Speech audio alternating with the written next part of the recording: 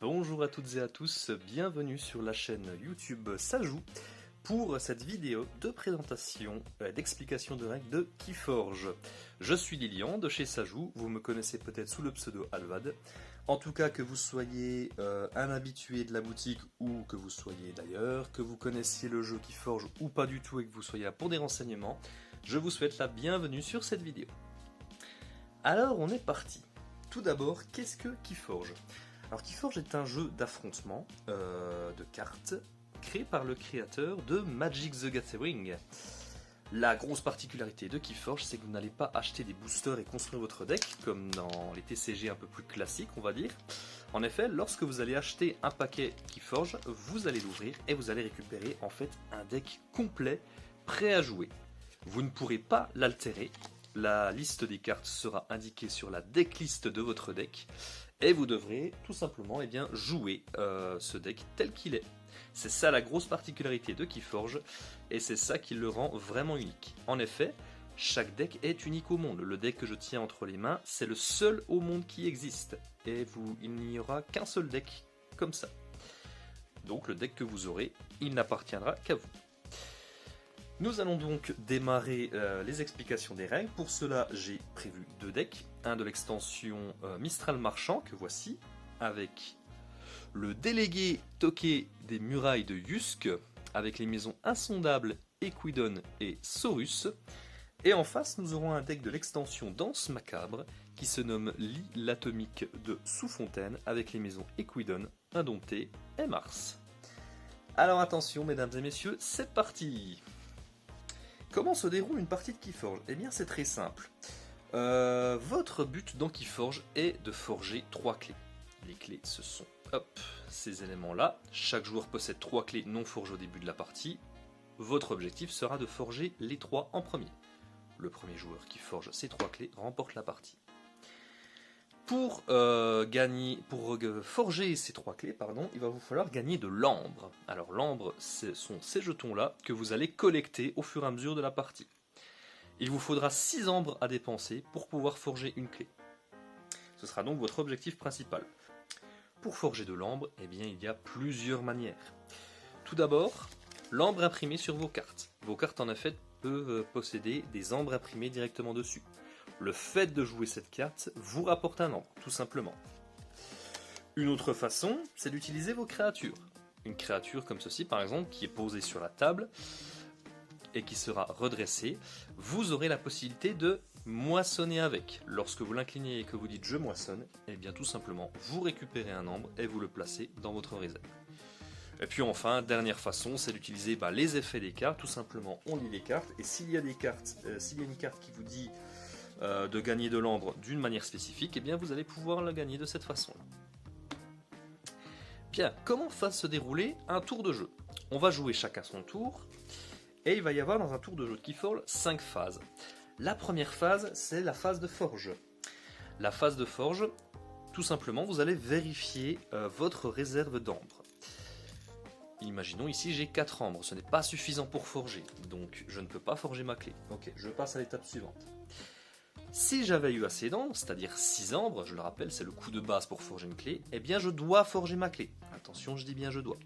Donc je vais dépenser l'ambre en le remettant dans la réserve commune et je vais retourner une clé pour la passer en état de clé forgée. Donc ça, c'est la toute première étape, forger une clé. Deuxième étape, l'étape de choix de maison. En effet, nous l'avons vu au début, chaque deck est composé de 3 maisons différentes. Vous allez, pendant cette phase, choisir votre maison active. Ce choix est important puisque pendant votre tour de jeu, vous ne pourrez jouer des cartes que cette maison active. Regardons un petit peu notre main. On voit qu'on a 3 Equidon, 2 Saurus et 2 insondables. Alors je me dis que peut-être ce sera pas mal de jouer Equidon. Allez, je choisis Equidon. Je ne pourrai donc jouer que des cartes Equidon ce tour-ci.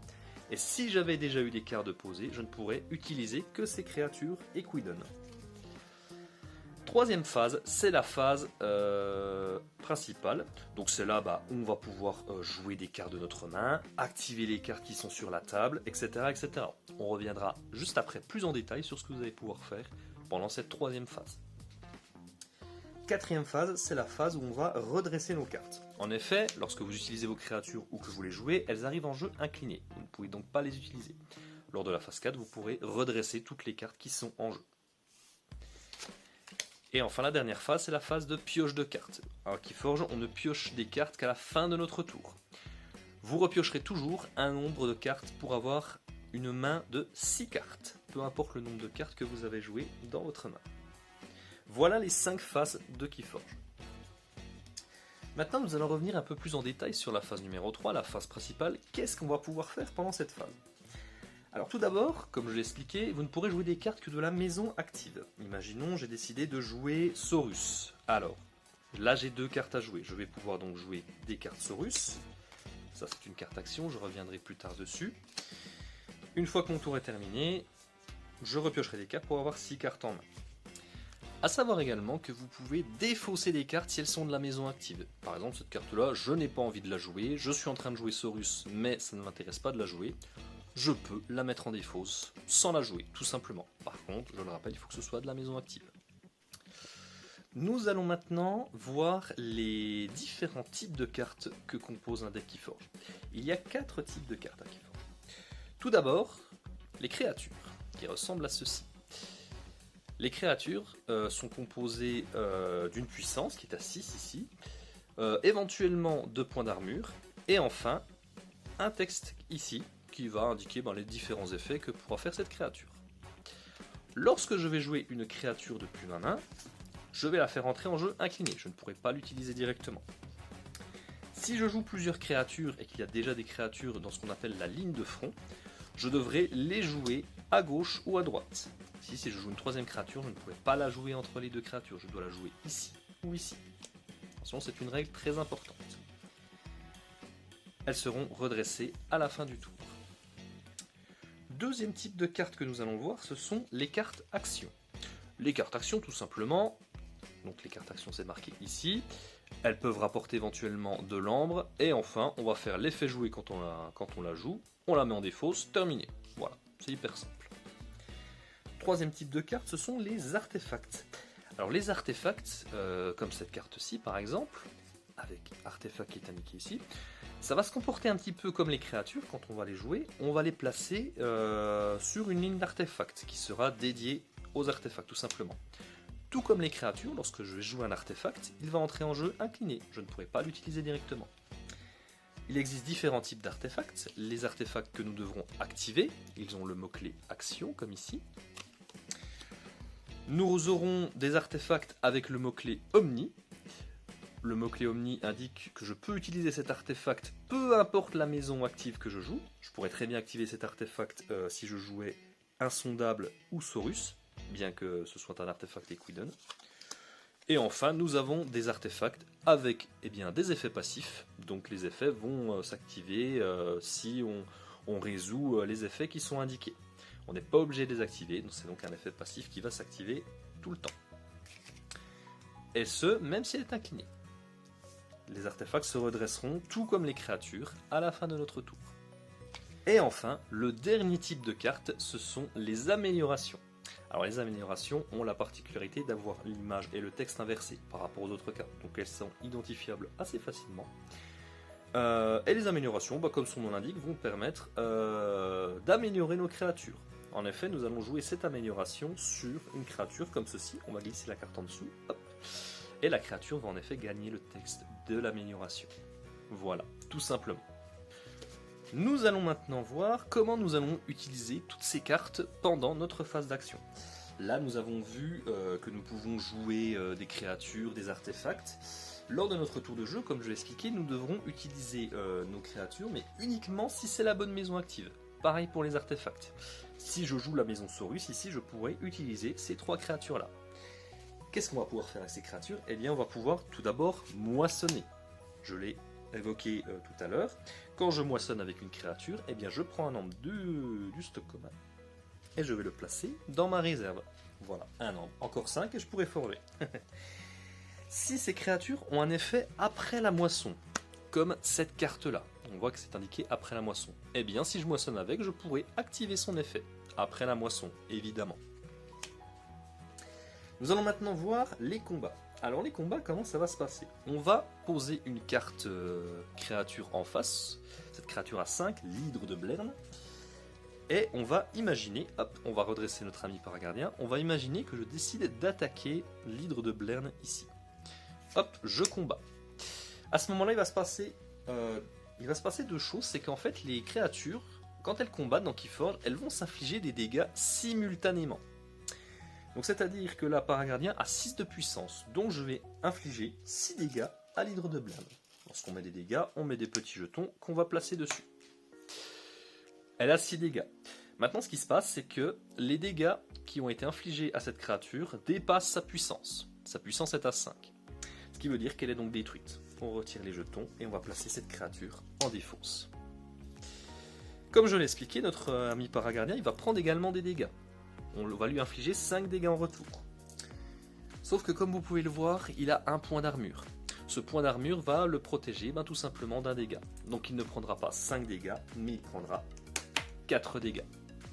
Attention, l'armure que possède une créature est consommée pendant un tour, elle sera rechargée à la fin du tour. Si paragardien venait à reprendre des dégâts lors du même tour, l'armure ne s'activerait pas, puisqu'elle a déjà été consommée. Si la créature qui a combattu possède un effet avant le combat ou après le combat, il va s'activer à ce moment-là. Si il y a un effet avant le combat, eh bien avant de résoudre le combat, on va activer cet effet. Si l'effet en question est un effet après le combat, on résoudra l'effet après le combat, tout simplement. Attention, petite subtilité, si la créature en question est détruite avant d'avoir pu faire son effet, eh bien on n'active pas l'effet. Il faut que la créature survive au combat, c'est très important. Prenons un petit exemple, si j'en trouve un. Par exemple, cette créature-là possède un effet après le combat ou après la moisson, d'ailleurs, ça s'activera si j'ai le combat ou je moissonne. Par contre, il faudra qu'elle survive au combat qu'elle est en train de faire pour activer son effet après le combat. Voyons maintenant quelques petites notions spécifiques au jeu Keyforge que vous serez amené à comprendre et à utiliser pendant vos parties. Tout d'abord, la notion de protéger. Vous l'avez peut-être vu sur la carte du paragardien tout à l'heure. On voit qu'après la moisson, on peut protéger ses voisins. Alors quand on protège les voisins, eh bien, tout simplement, on va ajouter un jeton de protection sur les voisins. Hop. Il s'agit de ce jeton-là. Hop, donc je vais le mettre sur son voisin. Un jeton de protection, c'est un bouclier. Si la créature en question devait prendre des dégâts ou être détruite ou être retirée du jeu de quelque manière que ce soit, eh bien à la place, on retirera le jeton protégé. Attention, une créature ne peut posséder qu'un seul jeton protégé à la fois. Voler. Par exemple, cette créature me dit que quand j'utilise son action, je vais voler un ambre. Et bien quand je vole un ambre, je vais dans la réserve cette fois-ci de mon adversaire, je lui prends un ambre, je lui vole cet ambre et je le mets hop dans ma réserve tout simplement. Alors attention dans le jeu, le vol c'est pas bien les amis. La notion de capture maintenant. Je vais prendre l'exemple de cette carte, Emma la Cupide, qui me dit jouer, capturer 3 ambres. Et bien quand je vais capturer des ambres sur une créature, quand je vais la jouer, par exemple ici, eh bien je vais prendre de l'ambre dans la réserve de mon adversaire, je vais lui prendre dans sa réserve. Donc là je lui ai pris 3 ambres et je vais les placer hop, sur la créature en question. S'il veut récupérer ces 3 ambres, eh bien il faudra qu'il détruise la créature en question. En effet, à chaque fois qu'une créature a de l'ambre sur elle, quand elle est détruite, eh bien elle va repartir dans la réserve de l'adversaire. Une autre notion qui joue avec l'ambre, c'est la notion d'exalter. Je reprends mon paragardien, on voit que c'est marqué, vous pouvez exalter paragardien. Alors qu'est-ce que ça veut dire exalter? Ça veut dire que je vais prendre un ambre du stock commun, cette fois-ci, pas chez l'adversaire, et je vais placer cet ambre, hop, sur la créature en question. Donc exalter c'est assez risqué parce que ça permet de générer de l'ambre pour l'adversaire en quelque sorte. Par contre en général ça permet d'avoir des effets assez puissants. Ici si je le fais je protège chacun de ses voisins. Ce qui est, on va pas se mentir, assez fort. Tac, tac. Et bien sûr comme j'ai moissonné, je l'incline. Autre notion à connaître, la notion d'enrager. Alors certaines cartes vont vous dire d'enrager des créatures. Alors quand vous allez enrager une créature, vous allez poser ce token dessus. Hop. Quand une créature est enragée, elle ne peut plus moissonner, elle doit combattre si c'est possible. Je dis bien si c'est possible. S'il n'y a rien en face, s'il n'y a pas de créature en face, elle pourra moissonner. Par contre, hop, s'il y a une créature en face, elle est obligée de la combattre. Encore une notion à connaître, c'est la notion de sonner. Certaines cartes vont vous permettre de sonner des créatures. Alors lorsque vous allez sonner une créature, vous allez mettre ce petit token ici. Alors moi j'ai des tokens un petit peu spéciaux, là ils sont violets, mais normalement dans vos planches de tokens classiques ils seront jaunes.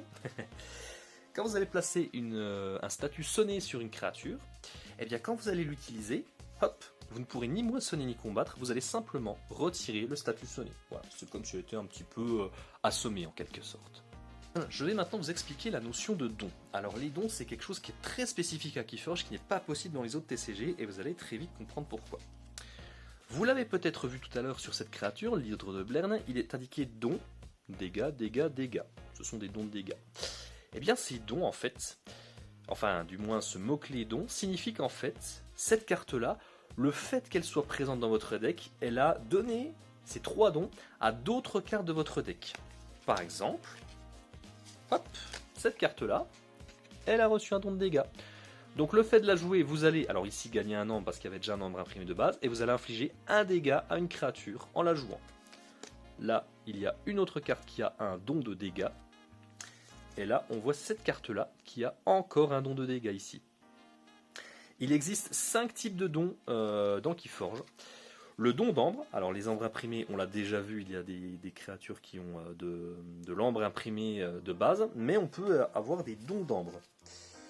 Par exemple, hop, don 2 ambres. Cette carte-là donnait 2 dons d'ambre à notre deck. Un autre don, donc nous avons vu le don dégâts. Un autre don que je vais vous expliquer tout de suite dès que j'aurai trouvé la carte qui va bien, je l'ai vu tout à l'heure, voilà. Le don de capture, ici il y en a 2. Alors c'est cet ambre barré, le don de capture, eh bien comme j'expliquais tout à l'heure, ça permet de capturer un ambre. Le fait de jouer cette carte-là, vous allez pouvoir prendre un ambre dans la réserve de votre adversaire et vous allez la placer sur la créature en question. Voilà. Ceux qui connaissent la carte pourront remarquer que 2 dons de capture sur cette carte-là, c'est absolument naze. Mais peu importe, c'est un détail. Nous avons ensuite le don de pioche. Nous avons vu un petit don de pioche sur Emma la Cupide tout à l'heure. Quand vous allez jouer une carte avec un don de pioche, eh bien vous piochez une carte, tout simplement. Et enfin, le don de défausse. Nous l'avons aperçu tout à l'heure. Alors à savoir que le don de défausse est apparu dans Danse Macabre. Il n'est pas présent dans Mistral Marchand. Le don de défausse qui est ici, il vous permet de défausser une carte de votre main. Enfin, vous devez défausser une carte de votre main quand vous le jouez. Et ce, peu importe la maison de cette carte. Donc c'est ça l'intérêt, c'est que vous pouvez défausser une carte qui n'est pas de la maison active. Donc une carte qui vous intéresse assez peu en général. Une autre notion importante du jeu, la notion d'archive. On va prendre cette carte-là, cette carte-là, pour exemple. Le rituel d'initiation. Vous avez pu remarquer, si vous avez moins de 4 cartes en main, archiver rituel d'initiation. Alors qu'est-ce que ça veut dire archiver? En fait, l'archive est une zone spécifique de votre zone de jeu. En général, moi je le place en bas à gauche de mon tapis, mais vous faites bien ce que vous voulez. On va placer cette carte face cachée, hop, dans notre zone d'archive. Si vous avez d'autres cartes qui vous permettent d'archiver vos cartes, et tout simplement, vous allez les mettre dans vos archives, face cachée. Il y a certaines cartes qui vous disent archiver une carte, par exemple. Quand vous archivez une carte, de base, vous archivez depuis votre main, sauf si le contraire est indiqué spécifiquement sur la carte. Et lors de la phase numéro 2 de votre tour, donc la phase de choix de maison, vous pouvez dire « Ok, je joue cette maison-là et je récupère mes archives ». Donc vous allez placer toutes les archives que vous aviez en stock, entre guillemets, vous allez pouvoir les placer dans votre main, en plus des 6 cartes que vous avez en main de base, qui vous fait une énorme main. Voilà, c'est une zone spécifique qui va vous permettre de stocker des cartes et pouvoir les récupérer au moment voulu. Voilà, vous savez presque tout maintenant sur Keyforge. Il vous reste quand même quelques mots-clés à connaître, les mots-clés insaisissables, escarmouches, des choses comme ça. Ça, je vous laisserai le découvrir en jeu. Le but de la vidéo, c'est que ce soit pas trop long, que ce soit pas trop indigeste pour vous. On pourra éventuellement voir toutes ces notions spécifiques dans une autre vidéo. Je vais quand même vous parler très rapidement des mécaniques spécifiques aux 2 dernières extensions qui sont actuellement disponibles en boutique, chez Sajou notamment bien sûr. Des 2 dernières extensions donc, Mistral Marchand et Danse Macabre. Alors dans Mistral Marchand, la petite mécanique spécifique, ce sont la mécanique de jetons de créatures. Vous l'avez peut-être remarqué depuis le début de la vidéo, j'ai ce petit bonhomme qui est présent à côté de mon deck. En fait, c'est une carte de référence, c'est la carte référence de mes jetons de créatures. Ce deck-là possède le jeton de poisson, 2 de puissance et un effet détruit, donc effet qui s'active quand il est détruit, vous l'aurez compris, infliger de dégâts à la créature ennemie la plus puissante. Alors, qu'est-ce que ça veut dire tout ça? Quand je joue une carte qui fait référence à un jeton de créature, par exemple armer la plèbe, créer un jeton de créature et protégez-le, quand une carte me dit de créer un jeton de créature, eh bien je vais prendre la carte du sommet de mon deck et je vais la placer face cachée dans ma ligne de front comme une créature normale. Et en fait, cette créature, vous pouvez le voir, elle est reprise ici en dessin sur le dos de mon deck. Elle fait référence à cette carte de référence, ici, tac tac. Donc cette carte devient un poisson à 2 de puissance, voilà. Et à chaque fois que une carte me dit de créer un jeton de créature, et ben je fais encore une créature. Donc là, c'est une créature de la maison insondable. Ça, c'est quelque chose que j'ai oublié de préciser, mais c'est la maison insondable. Et je pourrais l'utiliser comme une créature normale. Voilà pour la mécanique spécifique de Mistral Marchand. Et on va voir quelques mécaniques spécifiques de Danse Macabre maintenant. Hop, nous allons prendre quelques cartes. Et nous allons prendre cette carte-ci. La mécanique qui est apparue dans Danse Macabre, c'est le fait d'être hanté. Alors qu'est-ce que ça veut dire? Vous voyez par exemple, cette carte-là dit que chaque joueur hanté va gagner 2 ombres. Comment on devient hanté? Eh bien tout simplement en ayant 10 cartes en défausse. Voilà, tout simplement. Donc il y a beaucoup de cartes qui font référence au fait d'être hanté dans Danse Macabre. Donc voilà, si vous avez 10 cartes en défausse, vous êtes considéré comme étant hanté. Et très souvent, ça va vous donner des effets assez puissants, donc on a envie d'être hanté dans cette extension. Et puis un autre mot-clé qui est apparu dans Danse Macabre et qui est important de connaître, c'est le mot-clé décharge. Alors là c'est une créature, vous l'avez vu, cette créature on peut la jouer normalement. Mais vous pouvez également défausser cette carte depuis votre main, si vous jouez un dompté, bien sûr, je le rappelle. En défaussant cette carte depuis votre main, eh bien vous allez activer son effet de décharge. Donc je vais le mettre en défausse, et puis je vais activer son effet de décharge, tout simplement. Voilà, c'est la fin de cette vidéo, j'espère qu'elle vous a plu, qu'elle vous a permis d'y voir plus clair, et qu'elle vous a donné envie de tester le jeu. Si c'est le cas, eh bien n'hésitez pas à passer chez votre boutique préférée. Vous pouvez venir chez Sajou, bien sûr, si vous êtes du coin, mais dans d'autres boutiques aussi qui ont également du Keyforge. Et puis, si vous avez des questions, des notions que j'aurais peut-être pas abordées dans cette vidéo, n'hésitez surtout pas à me la poser en commentaire. J'y répondrai avec grand plaisir. Voilà, c'est tout pour cette vidéo de Keyforge. Suivez-nous sur les réseaux sociaux, il y aura des initiations à la boutique, et puis on sera un plaisir de répondre à vos questions sur le jeu directement. Eh bien, je vous souhaite, chers ludipotes, de bien forger et de forger beaucoup surtout, et à bientôt chez Sajou.